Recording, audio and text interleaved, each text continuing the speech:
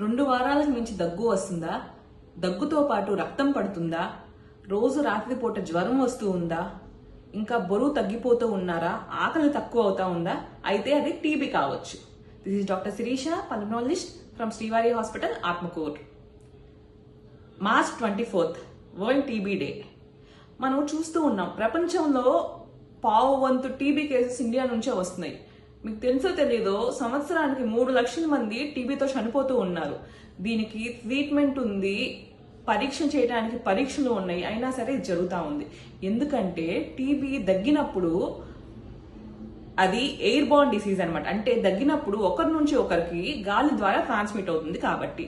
అందుకనే తొందరగా కనుక టీబీ కనుక డయాగ్నోస్ చేయగలిగితే, అది కరెక్ట్ గా డాక్టర్ దగ్గరికి వెళ్తే కరెక్ట్ టైంలో నేను చెప్పిన లక్షణాలు ఉన్నవారు టీబీని డయాగ్నోస్ చేయొచ్చు. ఇంకా ఎక్స్రే గానీ గల్ల పరీక్ష గానీ చేస్తారు.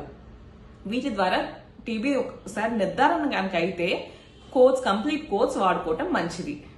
Thank you.